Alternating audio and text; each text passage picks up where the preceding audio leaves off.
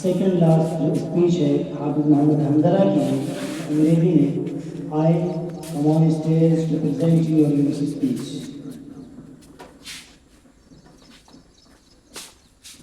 Assalamu alaikum everyone. Alhamdulillahi Rabbil Alameen. Wassalatu wassalamu ala Sayyidil Mursaleen Muhammadin wa ala alihi wa sahbihi ajma'in. Dear audience, today I wish to highlight the invaluable contributions of Indian Muslims to the freedom struggle against the British colonialism. The arrival of European powers in India began with the Portuguese, but it was the British who, under the guise of trade, gradually took control of the land. Shah Waliullah Delhi was the first visionary to sense the looming threat. His writings and efforts laid the intellectual foundation for future resistance. The British expanded by defeating Sirajuddaulah in Bengal 1757 and later faced resistance from Hyder Ali and Tipu Sultan in South India. Despite Tipu Sultan's martyrdom in 1799, the flame of resistance remained alive. By 1803, the Mughal emperor was forced into a humiliating treaty that empowered the British East India Company. Shah Abdul Aziz, son of Shah Waliullah, issued a fatwa declaring India a Darul Harb, calling for armed resistance. His disciple Sayyid Ahmad Shahid tried to launch a movement from Afghanistan, but it failed due to betrayal.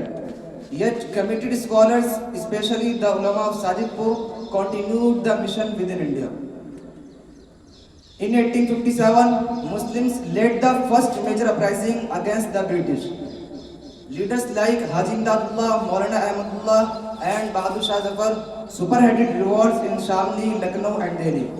Tragically, the uprising was crushed and over 27,000 Muslims were hanged.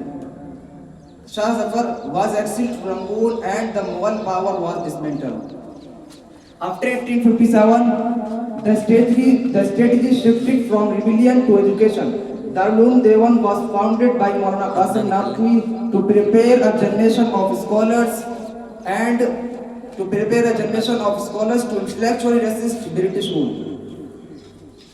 By 1919, the Khilafat movement revived Muslim activism and the Mughal emperor was forced into a humiliating treaty that empowered the British East India Company. Jamiyat Ulama-e-Hind was founded to give Muslims a united political platform, and Muslim leaders chose to support Gandhiji to unify the freedom movement. In fact, it was the Jamiyat that encouraged Congress to demand complete independence.